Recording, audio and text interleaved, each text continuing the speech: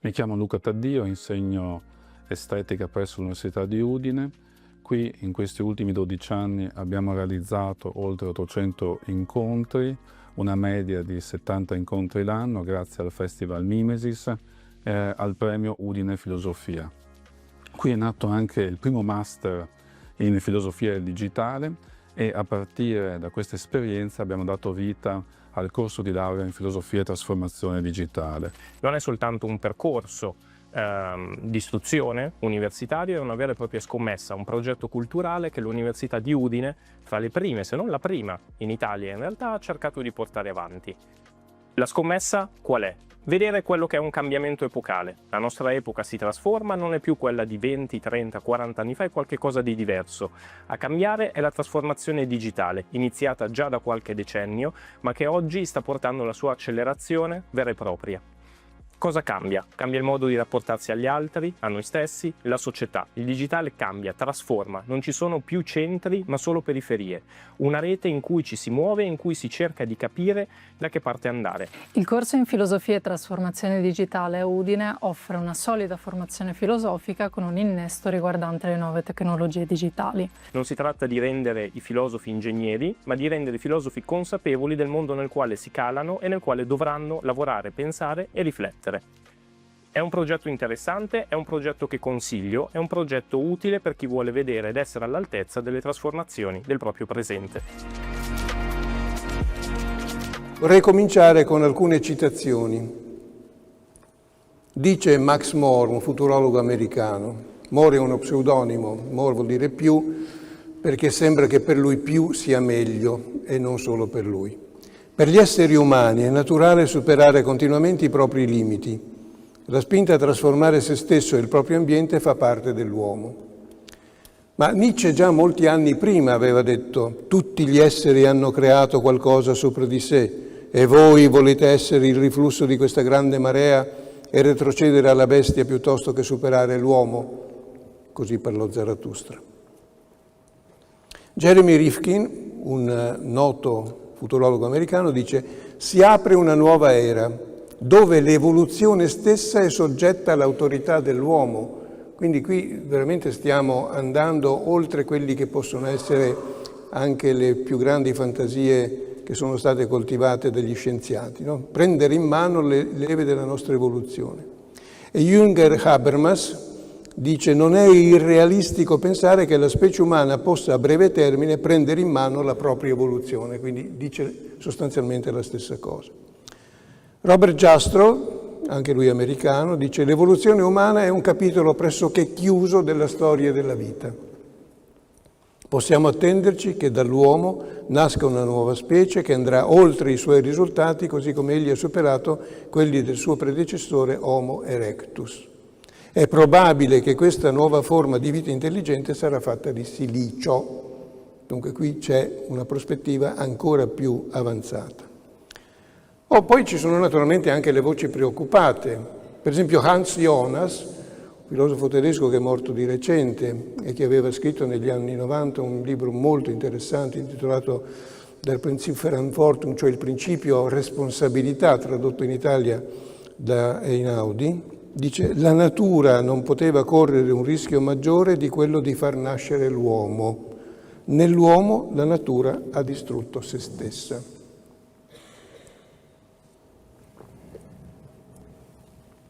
Qui si va dunque da un estremo all'altro in un certo senso, si va dall'ottimismo più sfrenato al catastrofismo più cupo. Dice Fukuyama, filosofo americano di origine giapponese, noto per aver scritto negli anni, mi pare, 80, 90 o giù di lì, un libro che si chiamava La fine della storia. Per lui, caduto il muro di Berlino, con tutte le implicazioni che c'erano state, la storia era finita. La storia si è incaricata di dimostrare che non era vero. La paura più profonda, dice Fukuyama, è che alla fine la tecnologia ci faccia perdere la nostra umanità, cioè l'imprecisata qualità essenziale che ha sempre costituito la base della nostra autocoscienza e dell'individuazione dei nostri scopi esistenziali, nonostante tutti i cambiamenti della condizione umana che hanno avuto luogo nel corso della storia. Quindi vedete che questa affermazione questa proposizione di Fukuyama è abbastanza vaga. E lui stesso dice l'imprecisata qualità essenziale, che non sappiamo definire. Cioè, se uno dice cosa vuol dire l'umanità, beh, si possono dare tante definizioni, ma sono tutte definizioni parziali che in qualche modo non colgono appieno nel segno. Si possono dare delle caratterizzazioni dell'essere umano che vanno dall'arte alla scienza, al senso morale, eccetera, eccetera, che però non esauriscono la nostra umanità.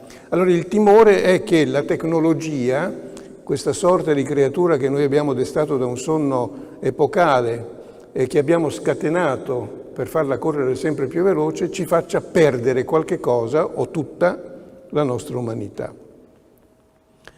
Ora vorrei osservare che la tecnica o tecnologia, qui diciamo si gioca molto sull'equivoco tecnica e tecnologia, perché purtroppo in inglese technology vuol dire quello che noi chiamavamo tecnica, mentre quello che noi chiamavamo tecnologia loro lo chiamano technique. Insomma c'è un po' di confusione, ma lasciamo perdere queste sottigliezze terminologiche.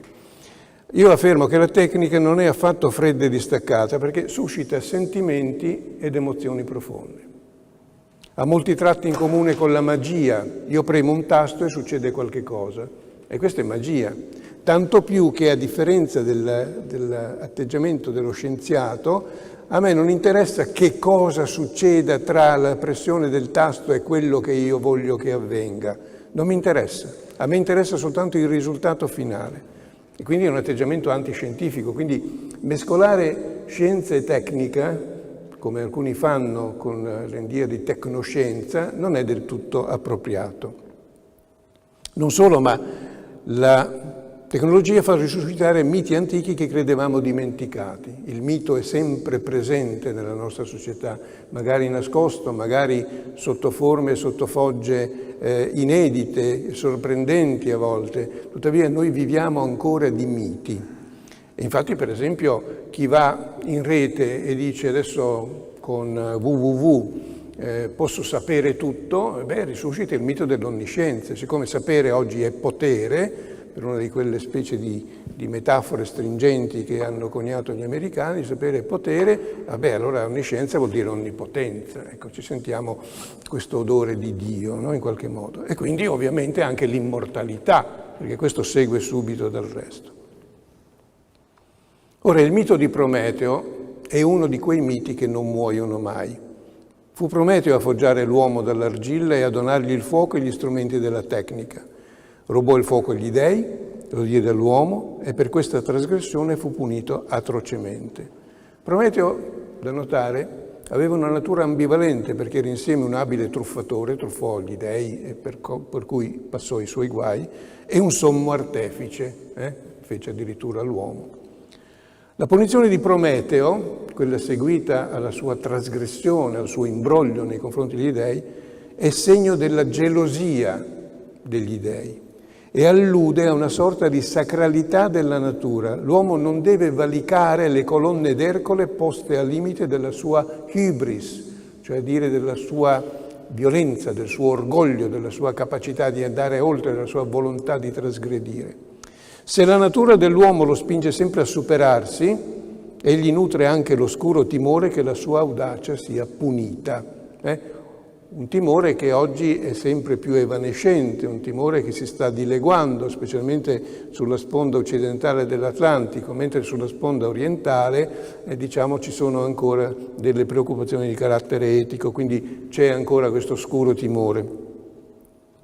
La sacralità della natura, quella che l'uomo in qualche modo vuole violare, oggi si declina soprattutto nella sacralità della vita.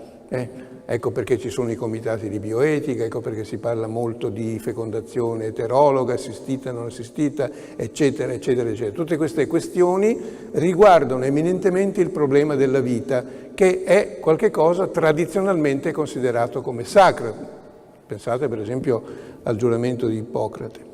La tecnica eredita da Prometeo la sua ambivalenza, perché da una parte provoca entusiasmo illuministico e positivistico, ma anche condizionamento vincolante. Quindi è insieme liberazione, ma anche schiavitù. E molti di noi oggi, specialmente le persone che hanno una certa età, sentono fortemente il condizionamento della tecnica fin quasi al limite della schiavitù, mentre i giovani sono meno portati a considerare questo condizionamento perché sono nati in un ambiente diverso.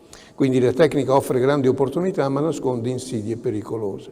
Ecco un po' di figure per alleggerire il discorso: Prometeo che plasma l'uomo, Prometeo riporta il fuoco sulla terra, Prometeo incatenato, Prometeo è l'aquila che gli mangiava il fegato ogni giorno che ricresceva, un supplizio terribile degno della migliore inquisizione spagnola. Eracle libera finalmente Prometeo e finalmente parliamo del postumano.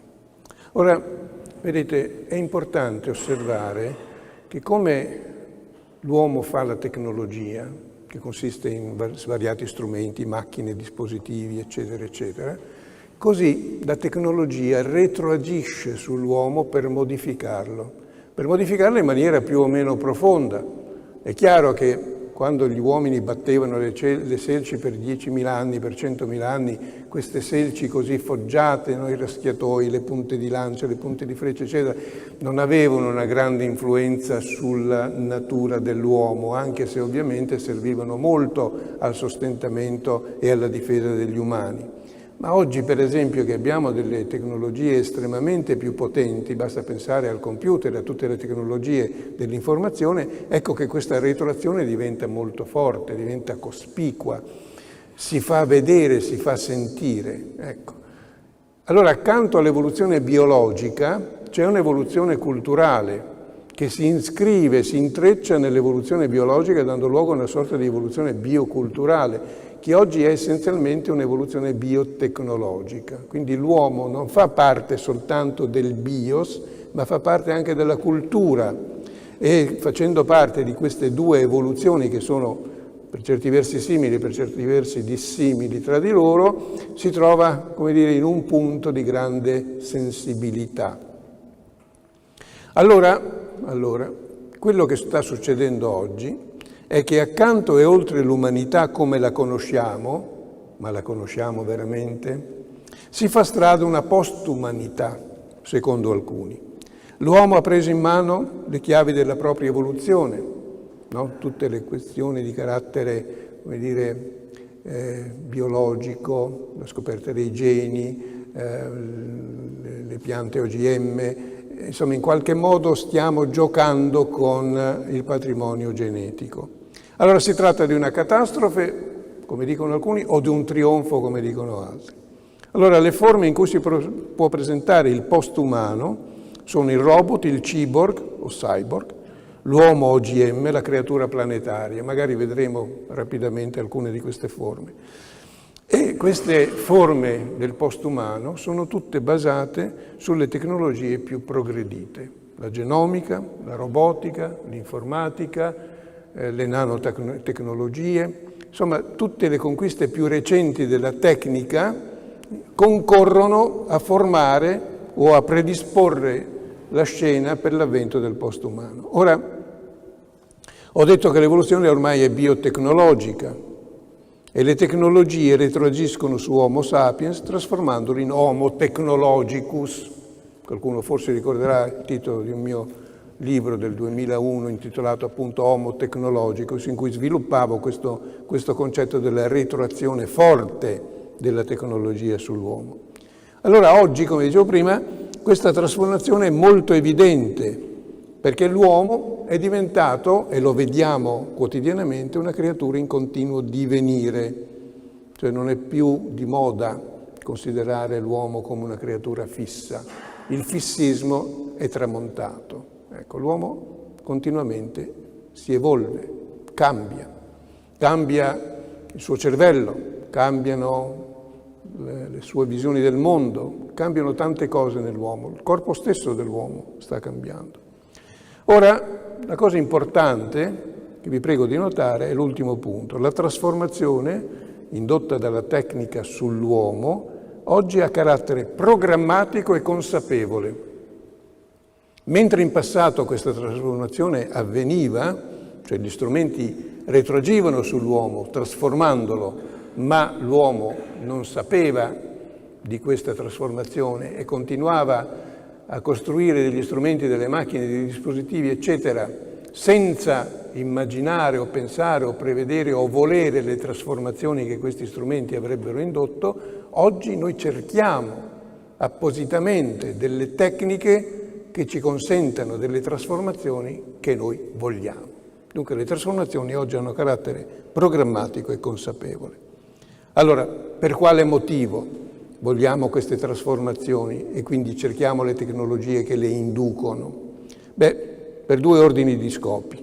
Gli scopi terapeutici, per recuperare in tutto o in parte facoltà compromesse o perdute, oppure scopi migliorativi, questa è la parte più dirompente, per potenziare e accrescere facoltà naturali, vogliamo diventare più forti, più alti, più belli, più robusti, più intelligenti, più sciocchi, o per generare capacità inedite addirittura, quindi vogliamo addirittura inserire qualche cosa che prima non c'era.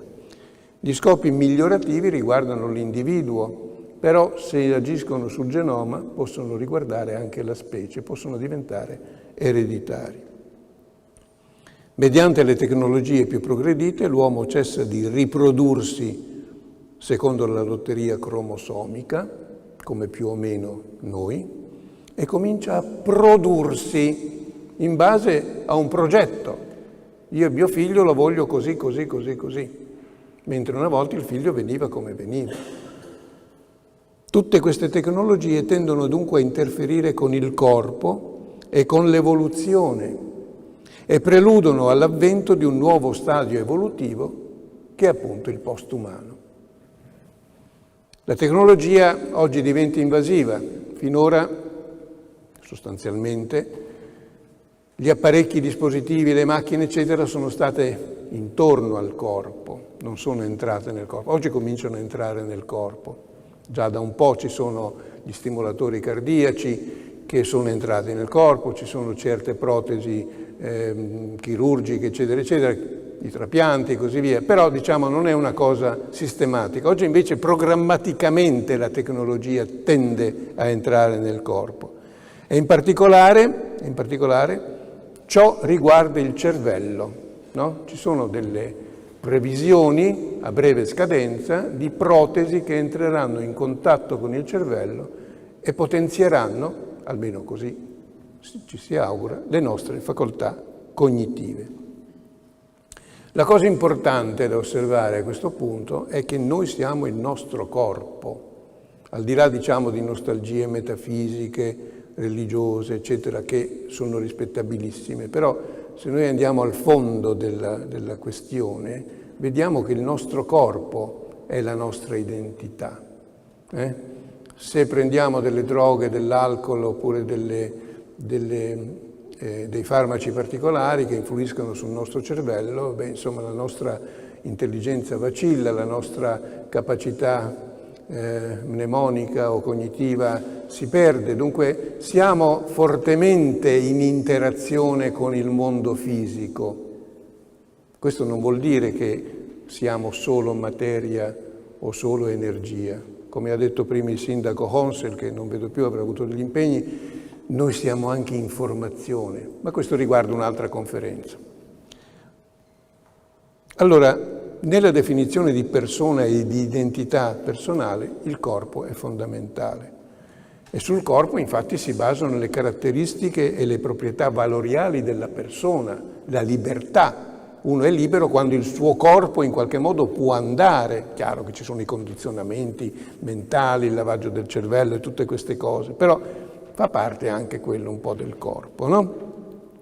Dignità, responsabilità, diritto alla vita, alla salute, al lavoro. Oggi dovremmo aggiungere anche diritto alla morte, no? Si parla molto dell'eutanasia.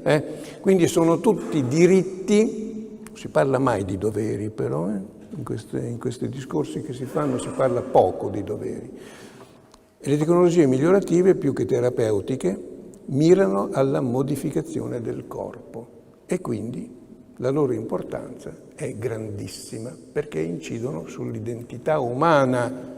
Nel postumano entra in crisi il concetto di identità. Chi sei tu? Dici io sono un uomo oppure sono una donna. Oggi non si può più dire tanto perché uno ha subito un impianto, gli hanno messo un arto artificiale, gli hanno messo un mezzo cervello artificiale, lo hanno collegato con una macchina che lo tiene in vita. Come fai a dire che sei un uomo?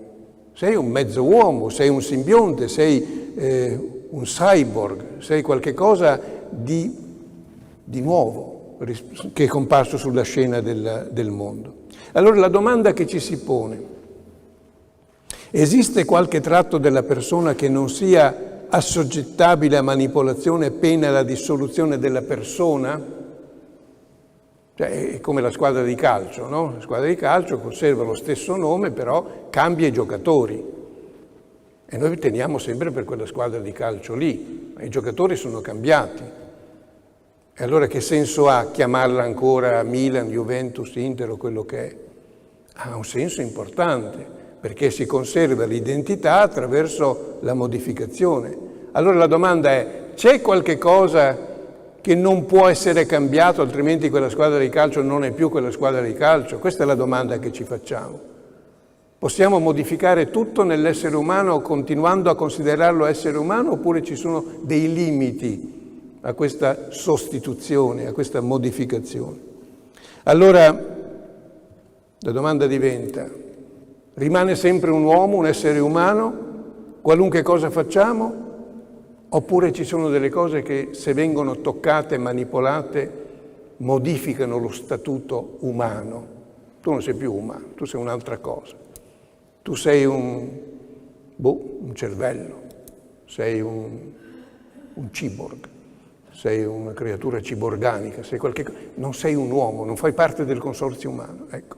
C'è questo o non c'è questo? Possiamo modificare tutto o no? Allora, una cosa altrettanto importante, stasera diciamo tutte cose importanti, il passaggio dalla speculazione astratta, quella fatta dai filosofi, degnissime persone che, non avendo i mezzi sperimentali per mettere alla prova le loro teorie, si sforzavano di pensarle, di fare degli esperimenti concettuali. Ed erano persone di grandissimo valore, di grandissima intelligenza. Pensate per esempio a Talete, quando dice il principio di tutte le cose è l'acqua. Fa un discorso straordinariamente importante. Intanto perché cerca la semplificazione sotto la diversità, e poi perché identifica il principio primo, l'archè, in un elemento. Uno dice: ma come l'acqua? Mi hai deluso, io pensavo che fosse una cosa molto più complessa. No, perché io sto cercando la semplicità sotto la molteplicità. L'acqua si presenta nei tre stati, liquido, solido, gassoso, e questo fatto già di per sé è importante. Ecco. Allora questa spinta alla speculazione astratta, che nasce in Occidente con i primi filosofi presocratici, in Oriente forse ancora prima, eccetera, eccetera, si limitava a considerare le idee, i concetti. Era un laboratorio, come dire, di fantasia, di immaginazione, di razionalità. Oggi invece abbiamo i laboratori. Abbiamo i laboratori e quando concepiamo una teoria, in certi casi, non sempre, possiamo andare in laboratorio e vedere se questa teoria funziona, tra virgolette, no? Possiamo dunque verificare o confutare le teorie. Tant'è vero che i filosofi, non potendo verificare o confutare le teorie, erano sempre confutati dai filosofi successivi, no? Dice: no, tu hai torto, dimostramelo. Non posso dimostrarlo, però la mia teoria, eccetera, eccetera. Quindi è cambiato molto col metodo sperimentale. Oggi poi c'è anche la simulazione al computer, ma questo fa parte di un'altra conferenza ancora. Oggi, tramite l'impiego del laboratorio, tramite le possibilità sperimentali, la conoscenza è diventata azione. Ecco, questo è un passaggio fondamentale. Un tempo conoscere restava limitato alla sfera speculativa, no? C'erano i 7 sapienti della Grecia, c'erano i filosofi presocratici, gli ilozoisti, c'era Pitagora, il numero, l'armonia, ma era tutto in qualche modo ipotetico. Oggi invece uno pensa una cosa, va in laboratorio, la verifica, funziona, chiedi il brevetto ed ecco che dopo 2 giorni il mondo è inondato di telefoni cellulari. E quindi l'azione è diventata importante. Quando le nostre idee si travasano nella realtà, il mondo cambia. Il mondo cambia fortemente. Allora, siccome oggi conoscere vuol dire anche fare, apre le porte all'azione, la nostra conoscenza apre al rischio e alla responsabilità. Platone non era molto responsabile delle cose che diceva, certo che era responsabile, non era un minus abens, certo, ma voglio dire, le sue speculazioni non avevano delle conseguenze fattive. Oggi invece le speculazioni parlo della borsa o altre cose, insomma queste coinvolgono la nostra vita quotidiana. E quindi c'è la responsabilità, perché queste azioni presentano dei rischi. E quindi l'etica è coinvolta profondamente. Il postumano postula un'etica nuova. Sono messe in discussione certe distinzioni tradizionali, tanto quella tra conoscenza e azione. Oggi, tra l'altro, vengono finanziate soprattutto quelle ricerche che promettono ricadute pratiche quasi immediate o addirittura immediate. Le ricerche teoriche sono sempre meno oggetto di finanziamento. Questo è un fatto significativo. Allora, tra scienza e tecnica il passo è brevissimo, proprio perché non si fa più tanta scienza teorica quanto scienza applicata, che vuol dire poi tecnica. Tra naturale e artificiale, come si fa oggi a distinguere ciò che è naturale da ciò che è artificiale? La distinzione è sempre più sfumata, è sempre più difficile dire questo è un prodotto naturale e questo invece è un prodotto artificiale, perché ci sono degli interventi, delle manipolazioni. Pensate alle piante OGM, sono naturali o sono artificiali? Pensate a, come si chiama, il sudafricano che è stato processato adesso per, Pistorius. Era naturale o artificiale? Lui correva addirittura più veloce degli altri con le sue protesi artificiali. Quindi nello sport si vede molto bene la distinzione tra naturale e artificiale, insomma le sostanze dopanti trasformano in qualche modo l'uomo in qualche cos'altro, più forte, più abile, più veloce. Sono ammesse o non sono ammesse? Certe cose sì, certe cose no. Per esempio gli alimenti, anche gli alimenti sono sostanze dopanti. Se uno non mangia muore e quindi dice bisogna che mangi, ma che cosa può mangiare? Che cosa può? Il problema diventa un problema molto delicato. Quando le cose sono spinte al limite si vede che la debolezza dei concetti si fa strada. La natura, inoltre, non è più un'entità esterna a noi, no? Una volta si diceva qui c'è la natura, qui c'è l'uomo osserva, l'uomo è soggetto, la natura è oggetto. Non è più tanto vero, perché siamo penetrati nei suoi meccanismi più intimi e quindi anche nei nostri meccanismi più intimi. Siamo diventati parte della natura e le nostre sperimentazioni, azioni, modificazioni, eccetera, riguardano non soltanto l'altro, ma riguardano anche noi stessi. E quindi la distinzione tra oggetto e soggetto è qualcosa di ormai acclarato. E cade la sacralità della natura, cioè la sacralità della vita. Oggi si sperimenta con la vita, oggi si fanno delle cose che fino a qualche decennio fa o qualche anno fa erano impensabili. Ma perché erano impensabili? Forse solo perché non c'era il modo di agire su quelle cose. E quindi con la visibilità dei geni, che un tempo erano considerati gli unici determinanti, non è così naturalmente, è molto importante l'ambiente, è molto importante quello che si chiama oggi l'epigenetica. Comunque a lungo sono stati considerati importanti e oggi esiste la possibilità, visto che li abbiamo trovati, li possiamo vedere, esiste la possibilità di manipolarli a scopo terapeutico, ma anche a scopo migliorativo. Lo facciamo con le piante, lo facciamo con gli animali. Lunedì prossimo lo faremo con gli esseri umani. Non facciamoci illusioni. Le cose andranno così e le conseguenze sono estese e profonde. Tanto è vero che con la possibilità che ha oggi l'uomo di manipolare il BIOS, si passa a livello di brevetti. Si possono brevettare risorse biologiche e genetiche, anche umane. Sono stati riscontrati dei casi in cui certe parti, certi organi o certe cellule di un corpo umano sono state brevettate per dar luogo a una serie di conseguenze di carattere finanziario, eccetera, eccetera, alle multinazionali che le hanno brevettate. E questo ha avuto delle conseguenze giuridiche molto importanti.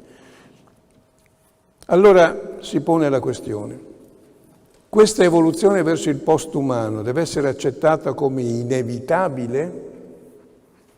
Oppure l'umanità attuale si deve considerare patrimonio inalienabile, quindi va difeso? La domanda subito successiva diventa: ma patrimonio di chi? Dell'UNESCO? Dell'umanità stessa? Non è facile rispondere a queste domande, perché stiamo spingendo i concetti al limite. Però la cosa più interessante a questo punto, colpo di scena, è che l'uomo è sempre stato postumano. Quindi perché ci meravigliamo tanto? Perché è sempre stato postumano? Perché l'uomo è un essere naturalmente artificiale, è un essere che fa la tecnologia si riflette sull'uomo, lo modifica e l'uomo diventa un essere naturalmente portato a fare l'artificiale e a diventare artificiale, a ibridarsi. Quindi rifiutare il postumano significherebbe porre delle limitazioni all'evoluzione naturale. Se l'uomo fa parte della natura, tutto ciò che fa parte della natura. Quindi distinguere tra naturale e artificiale diventa a un certo punto impossibile, anzi addirittura assurdo. Inoltre, a chi teme e depreca il passaggio dall'umano al postumano si può obiettare che l'uomo è sempre stato postumano. Vedete, non esiste un passaggio brusco dall'umano al postumano, se non nella nostra rappresentazione consapevole. Oggi noi parliamo di postumano. Nel Settecento non si parlava di postumano, ma c'erano già i postumani. L'uomo del lunedì veniva superato da quello del martedì, del mercoledì e così via. In una sorta di rincorsa senza fine, l'umano era sempre superato da qualche cos'altro. Se quel qualche cos'altro noi lo vogliamo chiamare postumano, allora ci rendiamo conto che l'uomo è sempre stato postumano. Allora l'uomo è sempre stato ibridato con l'altro, con i cibi, con le piante, i batteri. Siamo pieni di batteri, abbiamo 2 chili di batteri nella pancia. Animali, droghe, farmaci e oggi con le macchine. Questa è una grande novità, però è una novità relativa, non assoluta. È stato sempre migliorato, aumentato dalla tecnologia e dalle pratiche artificiali. L'uomo si è sempre trasceso. La medicina, in fondo, non ha fatto altro che trascendere sempre l'uomo. Per cui è impossibile indicare un momento preciso o una tecnologia specifica in cui si possa individuare il passaggio dall'umano al postumano. Quindi, in un certo senso, la cosa viene sdrammatizzata. Quindi abbiamo parlato in un certo senso un po' teatralmente fino a questo punto. No, non è del tutto così, perché questa consapevolezza che noi abbiamo acquisito per l'accelerazione della tecnica, per il suo potenziale continuamente crescente, questo tempera la visione continuista che ho appena tracciato. L'uomo è sempre stato postumano, ma c'è oggi una discontinuità importante perché siamo consapevoli di essere postumani o di stare andando verso il postumano. Quindi questa consapevolezza e la conseguente responsabilità pongono il problema etico in tutta la sua forza. Quindi non possiamo più ignorare, perché quando una cosa uno l'ha appresa, a meno che non sia soggetto ad amnesie totali, non la può dimenticare. E noi oggi sappiamo che c'è questo aspetto del postumano. Luca, quanto tempo ho io? 5 minuti, 10 minuti? 5 o 10? No? 15. Lasciamo un po' di spazio, magari. Sì, va bene, va bene. No, qui volevo farvi vedere gli consigli per gli acquisti. C'è questo libro che ho scritto con Nunzia Bonifati che si chiama Homo Immortalis, in cui parlo di queste cose, no, non è concorrenza perché sono sempre io. Allora volevo invece parlare del limite. Ecco, non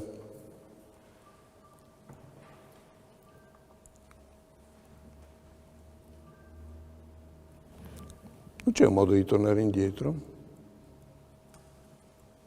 Ah, eccolo.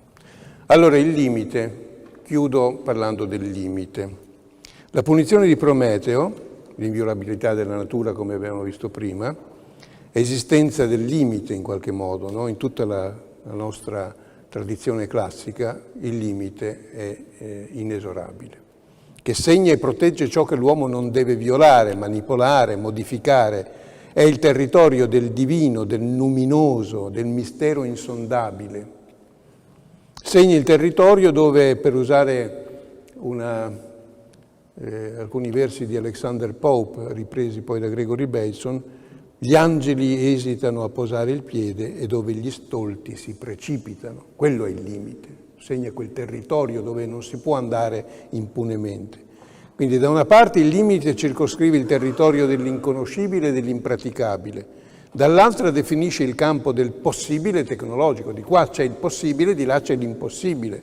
E si pone però, visto che la tecnologia non si pone problemi etici, si pone il limite come un semplice ostacolo da superare.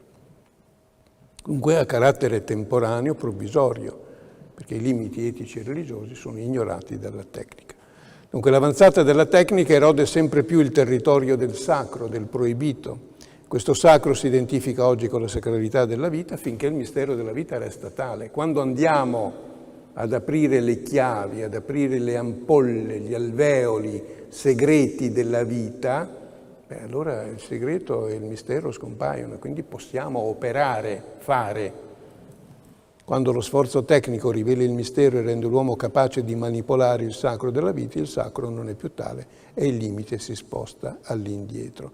Io volevo però, questo lo conoscete, no? Questo è Boris Karloff nella maschera del mostro di Frankenstein. Perché parlo di queste cose? Ma perché il postumano si è incarnato non soltanto, diciamo, nella realtà dei fatti, ma anche nelle opere letterarie, nei film, nella costruzione degli automi. C'è tutta una tradizione che risale a 2500 anni fa, in cui si tenta di costruire l'uomo artificiale. Cioè il cyborg non è una novità, è una novità, come dire, la tecnologia che lo crea, però l'aspirazione a costruire l'uomo artificiale c'è sempre stata. Ecco il golem, per esempio, no? Il golem è uno di questi esseri artificiali. Qui c'è Vaucanson, in pieno Settecento, che illustra il tamburino, la suonatrice di flauto ai suoi amici, che sono automi di grandissima perfezione, naturalmente non viventi, insomma non avevano l'aspirazione a vivere, però avevano l'aspirazione a sbalordire, a stupefare. Questa è l'anatre digerente di Vaucanson, che bezzicava dei pezzetti di cibo sul tavolo, poi li digeriva con quei rotismi e poi defecava alla fine di quel lungo tubo sul tavolo, tra la meraviglia attonita dei presenti. Questo è interessantissimo, questo è il turco, l'automa scacchistica di von Kempelen, siamo in pieno Settecento, il quale era un canterano, sopra c'era una scacchiera, dietro c'era un fantoccio costruito appositamente abbigliato alla turca, davanti c'è l'imbonitore che apre e chiude gli sportelli per far vedere che dentro non c'è nessun trucco. E questo turco vinceva sistematicamente le partite, vinse anche contro Napoleone, fu una delle poche sconfitte di Napoleone naturalmente, ma lui ci rimase molto male, andò a Sant'Elena e lì infatti morì di crepacuore. Ora, in realtà dentro, come dimostrò Edgar Allan Poe durante un'esibizione statunitense della macchina di von Kempelen, dentro ci poteva stare un nano, e difatti c'era un nano scacchista. È il primo esempio di nanotecnologie che si ricordi. Questo è il robot di Karel Čapek. La parola robot non si dice robot, ma si dice robot perché è una parola di origine slava. Rabotac in russo vuol dire lavorare, rabota è lo schiavo in ceco e così via. Questo è un androide, ecco, questo è il cane Aibo della Sony, molto affettuoso, dicono tutti, ma io preferisco il mio bassotto Alcibiade, che è ancora più affettuoso. Eccolo qua, guardate lo splendore del bios, no? Lo splendore del fenotipo. Alcibiade di profilo che aspetta che si apra una porta, lui sa che aspettando abbastanza tempo, come dice Paul Valéry, nell'universo succede di tutto, quindi anche che una porta si apra. Ecco, non volevo chiudere senza nominare il libro che è stato pubblicato da Mimesis, si chiama appunto Il simbionte, di cui consiglio vigorosamente non la lettura ma l'acquisto, sì. Grazie.